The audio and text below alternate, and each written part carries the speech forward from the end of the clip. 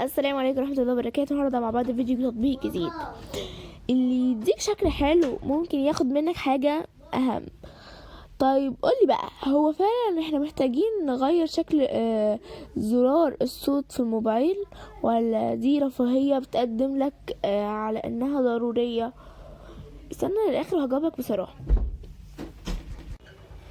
بص يا سيدي، احنا بقينا عايشين في زمن التطبيقات. اي حاجة في الموبايل بقت ليها تطبيق يغيرها او يحسنها من غير بطارية لصوت لشكل عام، وده اللي بيخلي التطبيقات زي تطبيق بيمس تعدد أنماط مستوى الصوت، عناصر تحكم مخصصة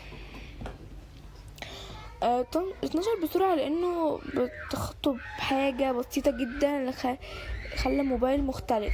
التطبيق ده فكرته الأساسية ان هو يغير شكل شريط الصوت في موبايل ويضيله أشكال جديدة، وكمان يديك تحكم أكتر في الصوت زي تغيير الصوت المستوى لكل حاجة بشكل منفصل. وده ميزة ناس كتير بتحبها، خصوصا اللي بتهتم بتفاصيل وشكل الجميل. ميزة هنا مش بس في الشكل لكن كمان في التخصص.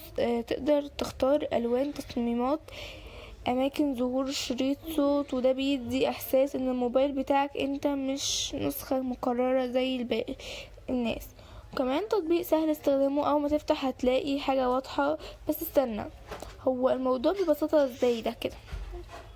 تعالى نبص على الجانب التاني، العيوب. اول حاجة، التطبيق محتاج صلاحيات قوية، ودي صلاحيات حساسة جدا لانها بتمسح للتطبيق يتحكم في اجراء كبير من النظام.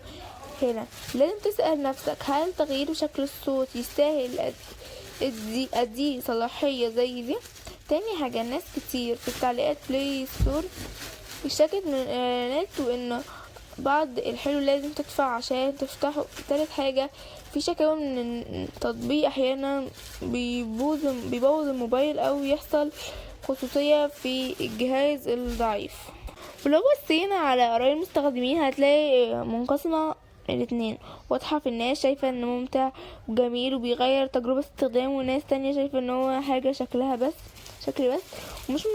ومش مستاهل صلاحيات ولا فلوس. ومن اكتر التعليقات اللي عليه تفاعل حلو بالاول، بس بعد شوية بيبقى تقيل والاعلانات كتير. طيب التطبيق مجاني بس مش ببلاش، المطور بيكسب من الاعلانات وكمان من الشراء، وده يخلي التجربة كاملة مدفوعة بشكل غير مباشر. بعض التطبيقات من النوع ده ممكن تجمع بيانات الاستخدام عشان تحسن الاعلانات. عشان تستخدمه صح، لو استخدمته استخدام بحذر فعلا بس استاهل